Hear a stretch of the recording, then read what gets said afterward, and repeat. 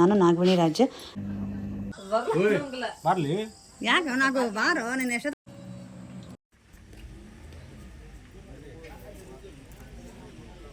ಹಿಂದೆ ಹೋಗ್ತೀರಾ ಹಿಂದೆ ಮಾಡದ ವಿಡಿಯೋ ಮಾಡಕತ್ತಾನೆ ಇದಕ್ಕೆ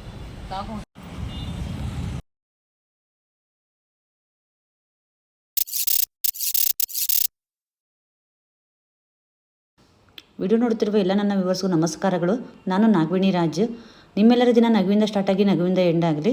ಇಲ್ಲಿ ಏನಂತಂದ್ರೆ ಇದು actually 14th April Ambedkar Jayanti ದಿವಸ ಮಾಡಿದ ವ್ಲಾಗ್.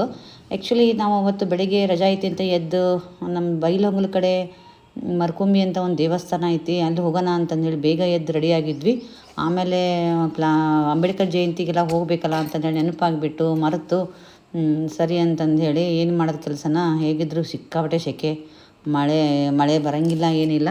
ಸರಿ ರೊಟ್ಟಿ ಗಿಟ್ಟಿ ಎಲ್ಲ ಮಾಡಿ ತೆಗೆದಿಟ್ಬಿಟ್ರಾಯ್ತು ಅಂತಂದೇಳಿ ರೊಟ್ಟಿ ಮಾಡೋಣ ಅಂತ ಮಾಡ್ತಾಯಿದ್ದೆ. ಹಾಗೆ ನಮ್ಮ ಮನೆಯವರು ಆಂಟಿ ಶುಂಠಿ ಹಾಲೆಲ್ಲ ಕೇಳಿದರು. ಸರಿ ಅಂತಂದೇಳಿ ಅವ್ರಿಗೆ ಮಾಡಿದ್ದೆ. ನಾನು ಕುಡಿಲಿಲ್ಲ. ಮೆಂತೆಕಾಳು ಮೊಳಕೆ ಬರ್ಸಿದ್ದೆ, ಮೆಂತೆಕಾಳು ಮೊಳಕೆ ಎಲ್ಲ ತಿಂದಿದ್ದೆ. ಅದು ಸಂಬಂಧ ಬೇಡ ಅಂತಂದೇಳಿ ಶುಂಠಿ ಹಾಲು ಕುಡಿಲಿಲ್ಲ.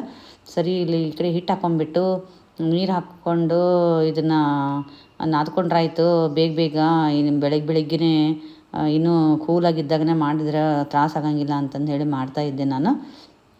ಹಾಗೆ ರಜಾ ಇದ್ದರೆ ಏನೇನು ಮಾಡ್ತೀವಿ, ಇವತ್ತು ರಜಾ ಇದ್ದಾಗ ಏನೇನು ಮಾಡಿದ್ವಿ ಅಂತಂದು ಹೇಳಿ ನಾನು ಫುಲ್ ಆಗಿ ನೋಡೋದಾದರೆ ನೀವು ಸ್ಕಿಪ್ ಮಾಡದೆ ನೋಡಬೇಕಾಗತ್ತೆ ನಾನು ಏನೇನು ಮಾಡಿದ್ದೀನಿ ಅಂತಂದು ಹೇಳಿಬಿಟ್ಟು.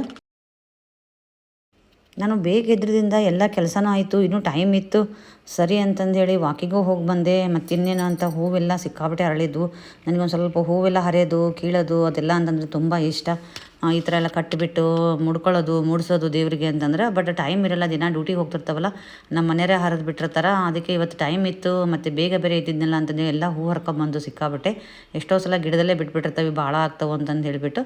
ಅತ್ತೆ ಮಾವನ ಫೋಟೋ ಐತಿ, ಅತ್ತೆ ಮಾವನ ಫೋಟೋಕ್ಕೆಲ್ಲ ಹಾಕೋಣ ಚೆನ್ನಾಗಿ ಅನಿಸುತ್ತೆ ಅಂತಂದು ಹೇಳಿಬಿಟ್ಟು ದಾಸವಾಳ ಹೂವಿಂದೇ ಮಾಲೆ ಕಟ್ತಾ ಇದ್ದೆ ಅತ್ತೆ ಮಾವನ ಫೋಟೋಕ್ಕೆ ಹಾಕೋಕ್ಕಾಯ್ತು ಅಂತ. ಹಾಗೆ ರೋಸ್ ಎಲ್ಲ ಬಿಟ್ಟಿದ್ವು, ನಮ್ಮ ಮನೆಗೆ ರೋಸ್ ತೋರಿಸ್ತಾ ಇದ್ದೆ. ಹಾಗೆ ಮಲ್ಲಿಗೆ ಹೂವು, ದುಡ್ಡು ಮಲ್ಲಿಗೆ ಹೂವು ಇಷ್ಟ ಅಂತ ದುಡ್ಡು ಮಲ್ಲಿಗೆ ಹೂವಿನ ಗಿಡ ಹಚ್ಕೊಂಡಿದ್ದೀನಿ. ಅದು ಕೂಡ ಸಿಕ್ಕಾಬಿಟ್ಟೆ ಜಾಸ್ತಿ ಬಿಡಾಕತ್ತೈತಿ. ಫಸ್ಟಿಗೆ ಬಿಡೋಂಗಿಲ್ಲ, ಕಟ್ ಮಾಡಿರಿ ನೀವು ಗಿಡ ಅಂತ ನಮ್ಮ ಮನೆ ಜೊತೆ ಜಗಳ ಮಾಡ್ತಿದ್ದೆ. ಇವಾಗ ನೋಡಿದ್ರೆ ಎಷ್ಟೊಂದು ಹೂವು ಬಿಡ್ತಾ ಇತ್ತು. ಅದನ್ನು ಕೂಡ ಲಕ್ಷ್ಮಿಗೆ ಹಾಗೆ ಅಜ್ಜ ಅಮ್ಮನ ಫೋಟೋಕ್ಕೂ ಕೂಡ ಅತ್ತೆ ಮಾವನ ಫೋಟೋಕ್ಕೂ ಕೂಡ ಏರಿಸಿದೆ ನಾನು. ಇಲ್ಲಿ ಏನು ಗೊತ್ತಾ, ರುಟೀನಾಗಿ ನಾನು ಕೆಲಸ ಮಾಡಿ ನನಗೆ ಅಭ್ಯಾಸ ಬಿದ್ದುಬಿಟ್ಟೈತಿ. ಏನಂತಂದ್ರೆ ನಾನು ಡ್ಯೂಟಿಗೆ ಹೋಗ್ತಿರ್ಬೇಕಾದ್ರೆ ನಾನು ಒಂದು ರುಟೀನಾಗಿ ಒಂದು ಟೈಮ್ ಟೇಬಲ್ ಟೈಪ್ ಹಾಕ್ಕೊಂಡ್ಬಿಟ್ಟಿರ್ತೀನಿ ಮೈಂಡಲ್ಲೇ, ಇದಾದಮೇಲೆ ಇದು ಅಂತ. ಅಲ್ಲಿ ಜೋಳದ ರೊಟ್ಟಿ ಮಾಡ್ತಾಯಿದ್ನಲ್ಲ ನಾನು, ಹಿಟ್ಟು ಅದು ನಾನು ಉಕ್ಕರಿಗೆ ಹಾಕಿ ಬಂದೆ, ಅದನ್ನು ಸುಡ್ತೈತೆ ಅಂತಂದೇಳಿ ಆ ಟೈಮ್ ಯಾಕೆ ವೇಸ್ಟ್ ಮಾಡೋದು ಅಂತ ಇಲ್ಲಿ ಹೂ ಕಟ್ತಾಯಿದ್ದೆ. ಹೂ ಕಟ್ಟೋದು ಮುಗೀತು, ಇನ್ನೇನು ನಾದ್ಕೊಂಡು ರೊಟ್ಟಿ ಮಾಡೋಣ ಅಂತ ನಾದ್ಕೊಂಡೆ ನಾನು. ಹಾಗೆ ನಾದ್ಕೊಂಡು ಕೂಡ ರೊಟ್ಟಿನೂ ಮಾಡೋಣ ಅಂತ ರೊಟ್ಟಿ ಮಾಡ್ತಾಯಿದ್ದೆ. ನಾನು ಇಷ್ಟು ರೊಟ್ಟಿ ಮಾಡಿಬಿಟ್ರೆ ಒಂದು 2 ಹೊತ್ತಿಗೆ ಆಗಿಬಿಡ್ತವೆ. ಚೆನ್ನಾಗಿ ರೊಟ್ಟಿ ಮಾಡಿಟ್ಬಿಟ್ರೆ 1-2 ಥರ ಪಲ್ಯ ಮಾಡಿಬಿಟ್ವಿ ಅಂತಂದ್ರೆ ಚಿಂತೆ ಇಲ್ಲ. ಒಂದು ಸಲ ಟಿಫಿನ್ ಮಾಡು, ಒಂದು ಸಲ ಅಡುಗೆ ಮಾಡು ಅಂದ್ರೆ ನಮಗೆ ಈ ಬೇಸಿಗೆಯಲ್ಲಿ ಅಡುಗೆ ಮನೆಗೆ ಬರೋಕ್ಕೆ ಒಂದು ಸ್ವಲ್ಪ ಕಷ್ಟ. ಹಾಗೆ ಬೇಕಂದ್ರೆ ರೊಟ್ಟಿ ಉಳಿದ್ವು ಅಂತಂದರೆ ಮತ್ತೆ ನಮಗೆ ಯಾವ ಥರ ಬೇರೆ ಪಲ್ಯ ಬೇಕಂದ್ರೆ ಗೌಡ್ಗಿರಿ ಅಂತ ಇದೆ, ಅದು ಗೊತ್ತಿರಬೇಕು ನಿಮಗೆ. ಅದರದ್ದೇ ಒಂದು ಶಾಖೆ ಏನಂತಂದ್ರೆ ಅದು ಬೈಲಹೊಂಗಲದ ಹತ್ರ ಮರ್ಕೊಂಬಿ ಅಂತ ಅಂದೇಳಿ ಅಲ್ಲಿ ಒಂದು ಪ್ರತಿಷ್ಠಾಪನೆ ಮಾಡಿದ್ರಂತೆ. ಬಹಳ ಸತ್ಯ ಐತಿ ಅಂತಂದೇಳಿ ಸಿಕ್ಕಾಪಟ್ಟೆ ಜನ ಎಲ್ಲ ಬೈಲಹೊಂಗಲ ಈ ಕಡೆ ಧಾರವಾಡ ಮಂದಿ ಎಲ್ಲ ಜಗ್ಗ ನಡ್ಕೊಳಕತ್ತಾರ. ಸೊ ಅದಕ್ಕೆ ಆ ದುರ್ಗಾದೇವಿ ಗುಡಿ, ಅದು ದುರ್ಗಾದೇವಿ ಅಂತ ಹೊಟ್ಟದು ಅಲ್ಲಿ. ಮತ್ತು ಏನಂದ್ರೆ ಚಕ್ರ ಸ್ಥಾಪನೆ ಎಲ್ಲ ಮಾಡಿದಾರ ಅಂತಂದೆಲ್ಲ ಹೇಳ್ತಿದ್ರು. ಸರಿ ಅಲ್ಲಿ ಹೋಗೋಣ ಅಂತಿದ್ದೀವಿ, ನಾವು ಹೋಗೋಕ್ಕೆ ಆಗ್ತಾಯಿಲ್ಲ. ಹೋಗೋಣ ಅಂತಂದೇಳಿ ಹೊರಟ್ರೆ ಇವತ್ತು ಕೂಡ ಆಗುತ್ತಾ ಇಲ್ಲ. ನಮ್ಮ ಮನೆಯವ್ರು ನಾನು ಜಯಂತಿ ಮಾಡ್ಕೊಂಬಂದ್ಮೇಲೆ, ಅಂಬೇಡ್ಕರ್ ಜಯಂತಿ ಮಾಡ್ಕೊಂಬಂದ್ಮೇಲೆ ಹೋಗೋಣ ಅಂದರು. ಬಟ್ ಭಾಳ ಸೆಕೆ ಐತಿ, ನೋಡೋಣ ಅಂತ ಹೇಳಿದ್ವಿ. ಬಟ್ ನೀವು ಲಾಸ್ಟ್ವರೆಗೂ ಲಾಗ್ ನೋಡಿದ್ರೆ ಗೊತ್ತಾಗುತ್ತೆ ನಾವು ಎಲ್ಲ ಆಯಿತು. ಪಲ್ಯಗಳನ್ನೂ ಎಲ್ಲ ಮಾಡಿದೆ ನಾನು, ಮೆಂತೆಕಾಳು ಪಲ್ಯ, ಬೆಂಡೆಕಾಯಿ ಪಲ್ಯ, ಸುಮಾರು ಏನೇನೋ ಮಾಡಿದೆ ನಾನು. ಹಾಗೆ ಬದನೆಕಾಯಿ ಭರ್ತಾ ಮಾಡಿದೆ ನೋಡಿರಿ. ಆಂಟಿ ಇದ್ರಲ್ಲ, ಆಂಟಿ ಮಲ್ಲಿಗೆ ಹೂ ಕಟ್ಟಿದ್ರು. ಎಷ್ಟು ದೊಡ್ಡಕ್ಕಾಗಿದೆ, 1-2 ಮಾರು ಅಷ್ಟು ಬಂದೈತಿ.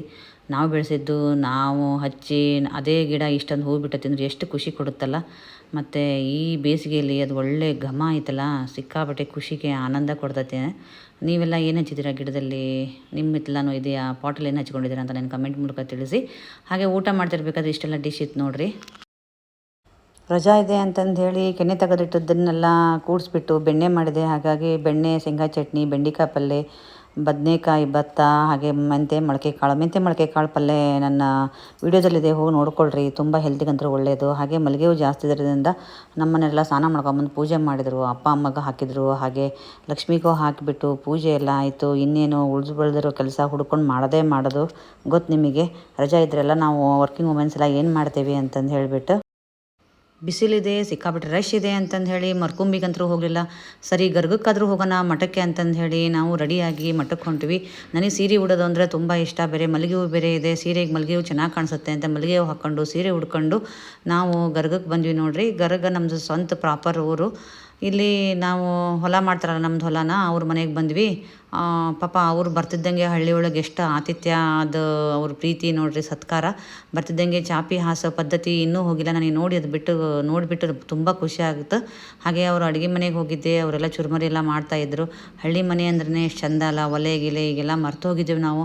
ಇದೇ ಸಿಕ್ಕಾಪಟ್ಟೆ ಕಡೆ ಎಲ್ಲ ಇದ್ದಾವೆ ಹಳ್ಳಿ ಒಳಗೆಲ್ಲ. ಬಟ್ ನಾವು ಸಿಟಿಯರು ಒಂದು ಸ್ವಲ್ಪ ಅದೆಲ್ಲ ನೋಡಿಬಿಟ್ರೆ ತುಂಬ ಖುಷಿ ಆಗುತ್ತೆ. ಅವ್ರೇನೋ ಅದೇನು ಮಂಡಕ್ಕಿ ಹಚ್ಕೊಡ್ತಾರೆ ಏನೋ ಗೊತ್ತಿಲ್ಲ, ಆ ಮಂಡಕ್ಕಿ ಮಾತ್ರ ಸಿಕ್ಕಾಪಟ್ಟೆ ಟೇಸ್ಟ್ ಅವ್ರ ಮನೆಯಲ್ಲಿ. ನಾವೆಲ್ಲ ಮಂಡಕ್ಕಿ ತಿಂದು ಎಲ್ಲ ಮುಗಿಸ್ಕೊಂಡು ಹೊರಟ್ವಿ.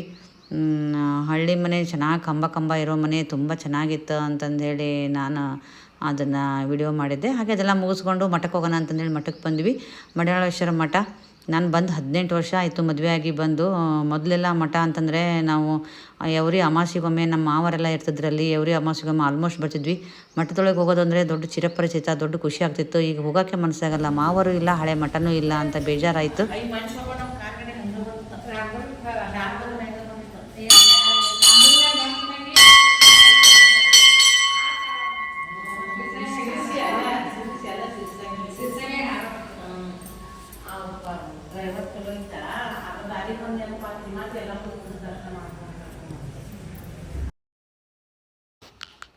ಮೇನ್ ಮಠ ಅಂದರೆ ಇದೆ ಶ್ರೀ ಮಡಿವಾಳೇಶ್ವರರು ಅಜ್ಜರು.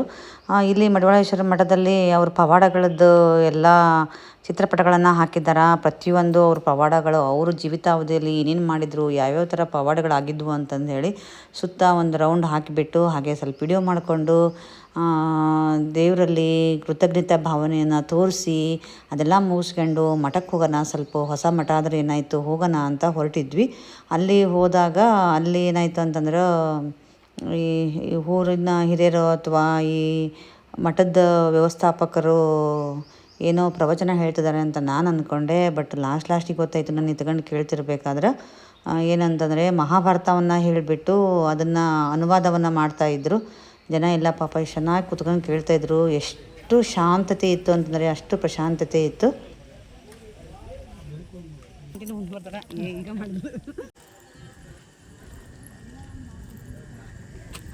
ಓ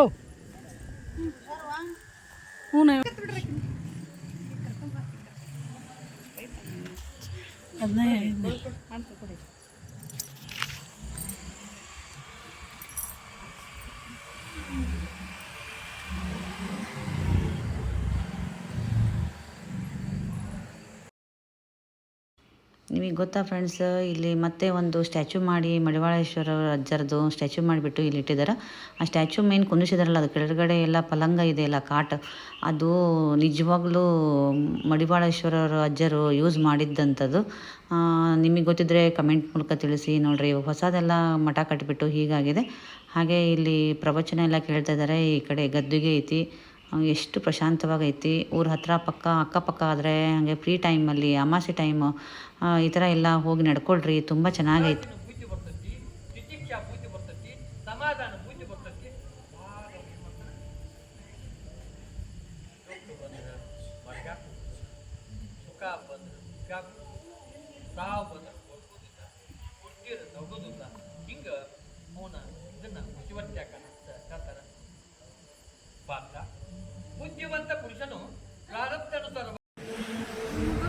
ದರ್ಶನ ಮಾಡ್ಕೊಂಡು ಕೇಳ್ಕೊಂಡು ಕುತ್ಕೊಂಡು ಸರಿ ಬರ್ತಾ ಇದ್ವಿ. ಆಂಟಿ ಬೇರೆ ಬೆಂಗ್ಳೂರಿಗೆ ಹೋಗ್ತಾಯಿದ್ರು, ಊಟಕ್ಕೆ ಒಲ್ಲೆ ಅಂತಿದ್ರು. ಮತ್ತು ಮನೆಗೆ ಹೋಗಿ ಬರೋದು ಅದೆಲ್ಲ ಲೇಟ್ ಆಗುತ್ತೆ ಅಂತಂದೇಳಿ ಊಟ ಮಾಡ್ಕೊಂಡು ಹೋಗೋಣ ಅಂತ on the way Rajasthan hotel ಇತ್ತು. ನಮ್ಮ ಮನೆಯವರಲ್ಲೇ ಸ್ಟಾಪ್ ಮಾಡಿದರು. ಹೋಗೋಣ ಅಂತ ರಾಜಸ್ಥಾನ ಹೋಟ್ಲಿಗೆ ಹೋದ್ವಿ. ಹ್ಯಾಂಡ್ ವಾಶ್ ಎಲ್ಲ ಮಾಡಿ ಕೂತ್ಕೊಂಡ್ವಿ. ಅಲ್ಲಿ ಯಾಕೋ ನಮಗೆ ಬೇಜಾರಾಯಿತು, ಬೇಡ ಅಂತ ಎದ್ದು ಬಂದು ಮತ್ತು ವಾಪಸ್ ಮಧುರಾ ಪ್ಯಾಲೇಸಿಗೆ ಬಂದ್ವಿ.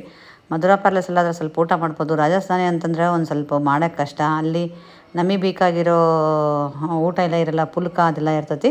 ಸೊ ಮಧುರಾದಾಗ ಬಂದುಬಿಟ್ಟು ಸ್ವಲ್ಪ ರೋಟಿ ಸಿಂಪಲ್ಲಾಗಿ ಹಸಿವಾಸ ಜಾಸ್ತಿ ಇರಲಿಲ್ಲ, ಬಟ್ ಊಟ ಬಿಡೋಕ್ಕೂ ಆಗಂಗಿಲ್ಲ ಅಂತಂದು ಹೇಳಿಬಿಟ್ಟು ಅದನ್ನು ಸ್ವಲ್ಪ ರೋಟಿ ಬಾಜಿ ಹಾಗೆ ಜೀರಾ ರೈಸ್ ಎಲ್ಲ ತಗೊಂಡು ಊಟ ಮಾಡಿದ್ದಾಯಿತು. ಸೊ ಆ ದಿನ ನಮ್ಮದೆಲ್ಲ ಹೀಗಿತ್ತು.